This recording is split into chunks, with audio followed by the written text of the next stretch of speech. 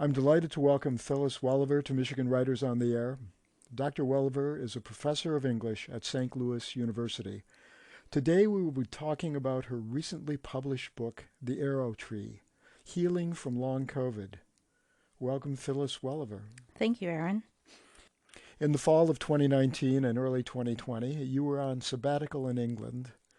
And at this time, you and the other 7 billion plus inhabitants of this planet started hearing about some emerging new virus, COVID-19. Will you pick up the story from there? Sure. So I was at the University of Cambridge working in the archives mostly. But every day I would break for lunch and have lunch at one of the Cambridge colleges.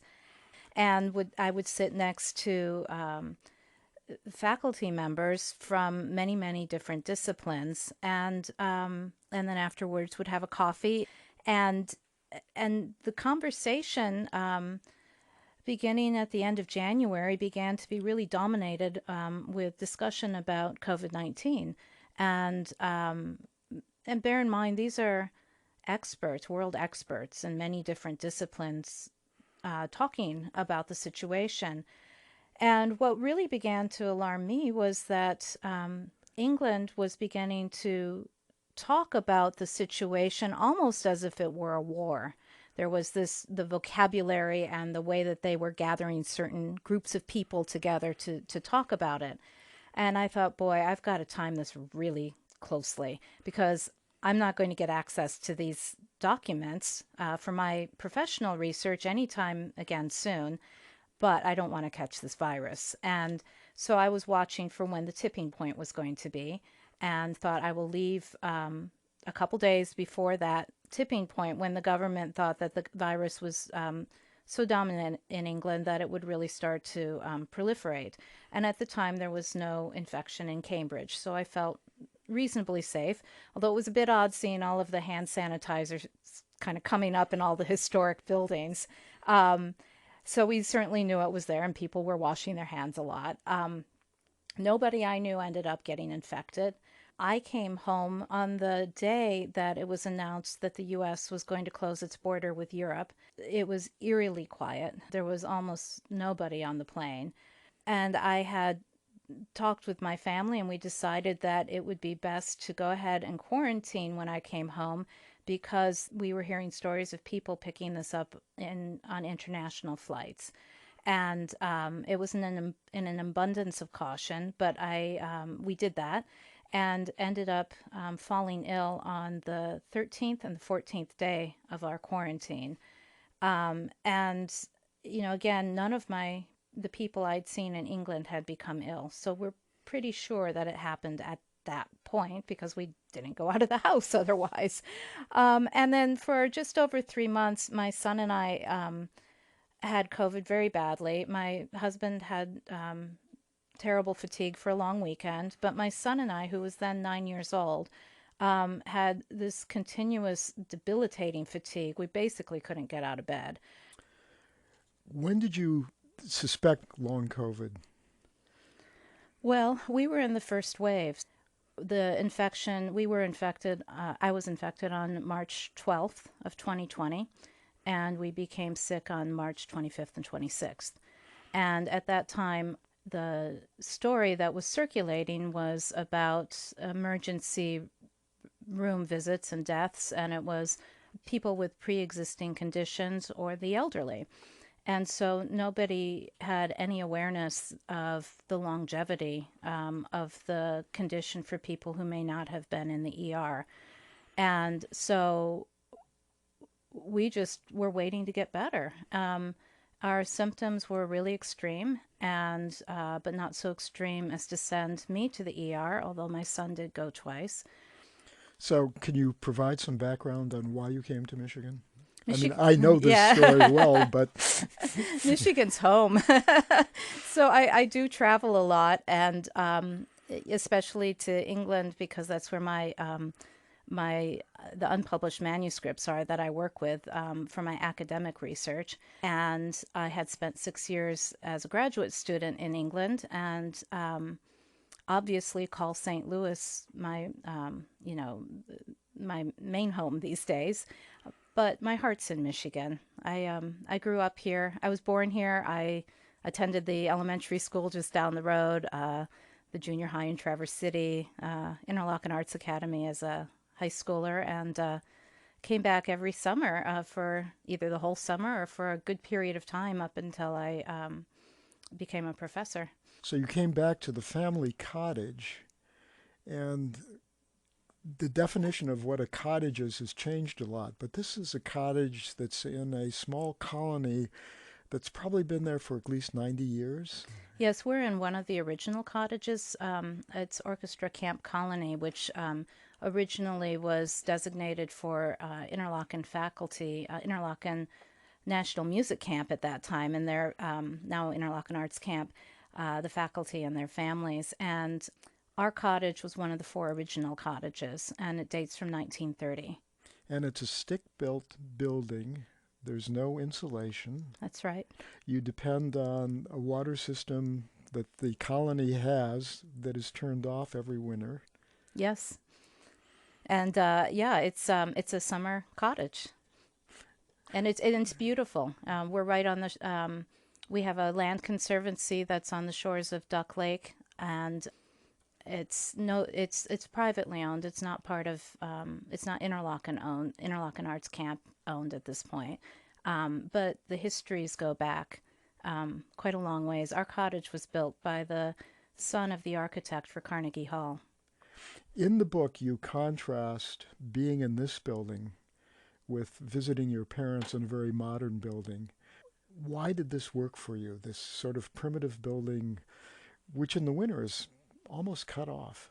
Right. So I think one of the things that should be understood is that although we were cleared from being infectious and could travel again, I was very weak still. My then 10-year-old son, who also was still suffering, was getting better, but I was extremely ill, and not as ill as I had been for the first 3 months when I was bedridden, but very, very ill, and ended up needing to take a medical leave on my doctor's very strong advice that I take it, and I'm glad I did. The cottage was peaceful. It was next to nature. The trees are right up against it. You can hear the bird song even with the windows closed. There are little hairline cracks in the walls, and you can smell the pine through it. It was quiet in the way that a modern house isn't. So the modern houses often are so well insulated that unless you have the window open, you really can't hear outside. And modern houses have a lot of beeps and buzzes and people talking and living, and they're kinds of noises that normally I just love. I like hearing people living around me, but at that time it was too much for me, and I did actually try and move in with my parents a couple of times as the winter approached and as the water got turned off in the colony, but I couldn't sleep well there, and it was actually setting me back. I was going backwards. So there was something about it that was just it required too much energy from me, and I needed the energy that I had to be spent getting better, and the natural world was what was assisting me in that. So you are a professional writer as an academic scholar, but you also do journal writing, which you've done probably most of your life, and I suspect it was the journal writing you were focusing on at that time. Yeah, so I started journaling in ninth grade at Interlochen. It was a requirement of my English class, and I loved it, and I just kept going. And I'm a professional writer. I love to write, and I love my academic research and publication, and that is something I usually do on the computer, and I think through the writing process. The writing in the journals is more personal. It's not only more personal in content, but it's more personal in terms of the things that my sense of closeness to myself in the writing process. So in academic writing tends to be intellectual thinking, whereas the journal writing was about self. And when I had to take my medical leave, I thought very consciously about the fact that I'd always heard the arts were very therapeutic. And I thought, boy, I've got to find a way to get better. And this is uncharted territory. By this time, All of the symptoms that we had were being recognized by the profession, by the medical profession, as associated with COVID. When we first were ill, those were not recognized symptoms with COVID, and people who got sick in the first wave were not believed. I mean, there's still disbelief, but believe me, I wasn't going to make up the fact that I couldn't finish my sabbatical. I mean, it was terrible. And I certainly wasn't going to make up that I couldn't go back to the work that I love, or that my son was going to be ill. And so we were in uncharted territory. I didn't know if I would get better, but I thought I need to try. And the way that I can do that maybe is through creativity, and finding a positive place, and finding being in a natural setting and giving myself every chance. So the writing that I undertook was still, I considered it journal writing, but it was a different kind of journal writing than I'd done before because it was more creative. And I very consciously tried to think about it in that way. And, I'd been toying with the idea of doing something non-academic for a long time. And I thought, well, let's try it. Let's see what would happen. And the thing is, Erin, you have to be really, really sick to feel how therapeutic creativity can be. But I could feel inside that it was healing to me. And I don't know how you put that in words. But the writing process itself was for me. It was personal writing. And then along the way, I decided that that the story needed to be told. So if someone listening to this program picks up your book, what will they find in it? How is it organized? Well, I ended up organizing it through various encounters that I would have. So early on, it's about the woods. There's a chapter about the water. There's a chapter about the bear that came around. And as I kept going, there would be some of the things would be organized around the elements, some of the chapters, and some of the chapters would be organized around a different animal. And I would think about that encounter and the landscape that it was in. It's very place-oriented writing. And I would bring in, I started reading kind of for fun. It was the first time I've had a chance to read for fun in a long time. I started reading about the local Ottawa and Ojibwe peoples. And so I started thinking about their stories and culture and weaving it in alongside with the Chinese traditional medicine. I was having acupuncture weekly, and that was helping. And so it's an attempt to bring together mind, body, and spirit. And I think it's important to note that you used a pen and paper, Yes. a very slow process as you did the journal writing. There was a lot of kind of just sitting and looking involved with this. And it was down at the lake on the dock, or it was in the hammock. And the thing with my symptoms is that what persisted for me was nausea and dizziness and headache, and terrible fatigue and exercise intolerance. And so I did things slowly. And that's not my usual mode of operation. I usually tear up the track.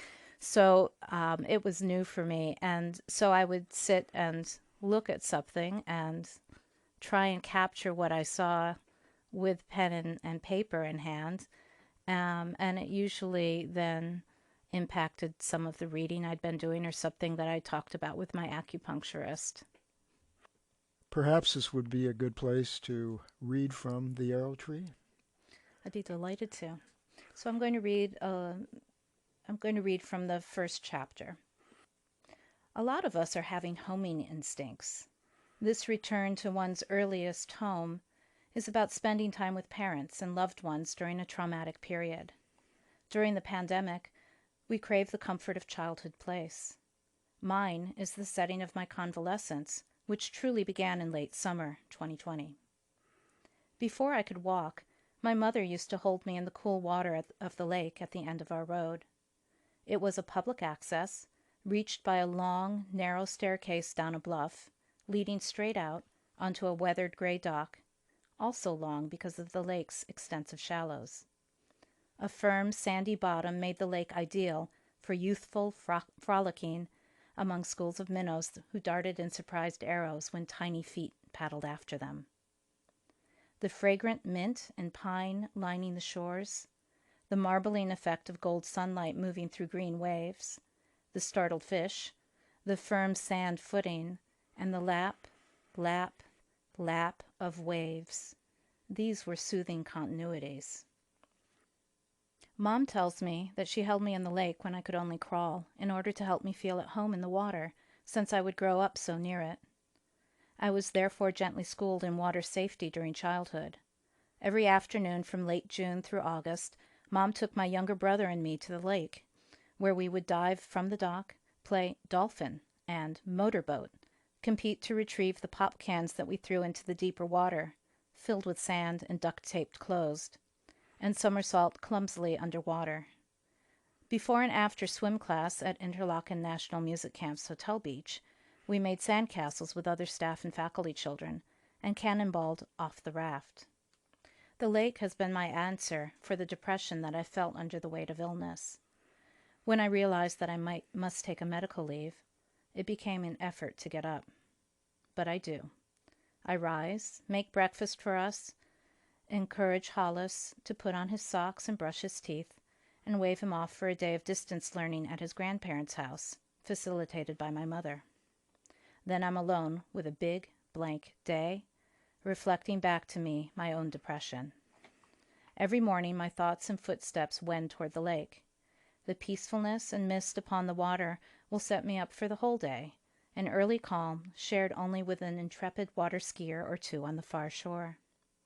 My favorite time has always been the early hours. During summers spent here in my teens and 20s, I would frequently swim upon rising, padding barefoot across the lawn, and wincing as I stepped on acorns along the way. When possible, I still like to walk barefoot, my toes clenching into the sand, establishing a firm hold when I stand still and rock a little on sharp pebbles. Most of today's perambulations occur on paved sidewalks and roads.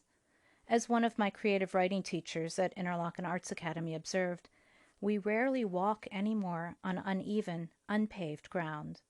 Subsequently, I've made a point of introducing my feet to grass, moss, sand, clay, pebbles, and rocks, noticing the minute shifts of balance required to negotiate unmediated earth.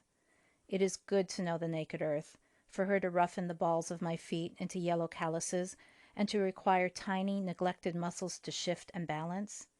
It seems especially right that my body should be viscerally relating to nature at present, rather than only coming into contact through rubberized soles on ground mechanically smoothed and then hidden under concrete, like colonization. The journey to the lake begins outside our screen door, with a sandy two-track road that runs along the top of the Nature Conservancy bluff. The middle hump in Orchestra Drive sprouts just enough grass for a suggestion of green to emerge now and then from the brindled shadows cast on the road by a canopy of leafy branches. Horizontally, tree roots rib sections of the drive before the little dip to a leaf-covered, loamy valley. To either side of the dirt road, the woodland floor shifts between ubiquitous hillocks of moss and last season's leaves, russet pine needles, sandy anthills, feathery ferns, and the occasional group of mushrooms, large freestanding toadstools, frilly ballerina-skirted stumps, and the red caps with white spots of children's tea sets and fairy tales.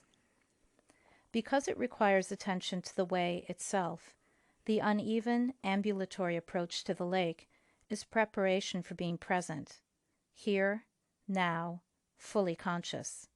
There is direction, purpose, and focus on the moment. This path leads to the lake. That intention motivates the walk and anticipates the pleasure of arrival. More importantly, this prelude to Lake Wabakaness, filled with variegated motion and awareness, creates a frame of mind for lingering with a greater awareness of what comes next, the quality of stillness in contemplating the water. The path, then, leads to myself. Phyllis Weliver, reading from The Arrow Tree. Thank you. So, The Arrow Tree, the title of the book, and there is a lovely drawing on the cover, and you reference that it goes back to... Well, so the arrow tree, first of all, the painting's beautiful. The painting's done by Emily Brickale, who is Emily Gloger as her maiden name. She's from Henrietta, Michigan, and she was my roommate at Interlochen Arts Academy. So the so there's a this is a very Michigan book in many ways, and the arrow tree is one of the trail marker trees from the local Ottawa people. And I grew up with it the particular one on the cover, I grew up with it about 100 yards away from my front door when I was a very tiny child. And my mother used to walk my brother and me to this tree. And when he was 2 and I was 4, she would lift us up and sit us on it. And, you know, in my childish imagination, I would think of it like riding a horse, or, she'd have my fingers on the bark and asking me to feel it and to perceive the tree not only through my imagination but through my senses. And this tree is the tree that I continue to kind of check in with whenever I come home, make sure it's still there. And when I became ill, it became a metaphor. It has to do with the past, the present, and the future. And the past is not only my childhood, but the past of the original peoples whose ancestral homes these are. In the process of writing and going with your illness, did the writing change as you started to recover? Yes. First of all, it got easier because I figured out how to do it. The first chapter was really long because I was like, well, how do I do this now? And I was pretty sick too. I think the thing is, so in my department at St. Louis University, Walter J. Ong was one of was a student in the department and then went on to have his career as a professor in the department. And he talks a lot about how the tools that we use help our thinking, and that we are able to think in different ways because of those tools. And a tool includes a pen and paper. And through the process of writing, for me, it's like I can work something out and then I can let it go and I can get on to the next thing. It helps me make meaning. And in fact, the meanings that I was able to come to had a direct effect on my health. And I don't know why this is the case, but some of the jumps forward that I was making in my thought process through the writing would be reflected in my physical health. And I really do believe that mind, body, and spirit go together. And that part of my challenge in all of this was not to allow the fear to get on top of me and the terror that this was going to be an ongoing condition for the rest of my life. And the writing was a way that I could focus my thoughts towards something positive and creative and nourishing. And that arrow tree became a real metaphor for me. How do I go back, build myself up from the beginning in the home of my childhood, build it right back up again, and then also think like the tree of where I was going to go. It's a navigational marker. What was my future going to be now? So when you started with long COVID, the term wasn't even in the conversation yet. That's right. And now it's front page news every day with adults and children as well. How have you changed with this? How are you a different person, and what will you take from this? It's a work in process. I have to say that I was a real workaholic, and I enjoyed being a workaholic. I had my sense of self from what I was able to accomplish, and I can't work like that anymore. I can't work like that because I'm still recovering. It's been over 16 months now, and I'm getting better, and I believe there's a good chance I'll make a full recovery, but it's very long, and it's giving me a chance to learn other ways of being, and that includes making sure I'm not working 80-hour weeks, which was my norm, but take time out to have family time, have a walk, play with the cats, and live in a different way. And for me, that is really tied to the outdoors. And even as a conceptual aid, when I'm not able to be in Michigan, I think of Michigan And it's a way for me to remind myself of the peace and the beauty and myself. I can touch base with self in a different way up here. You have a website where listeners can find more information about you and your book, and that website is PhyllisWeliver.com, and my name is spelled PhyllisWeliver.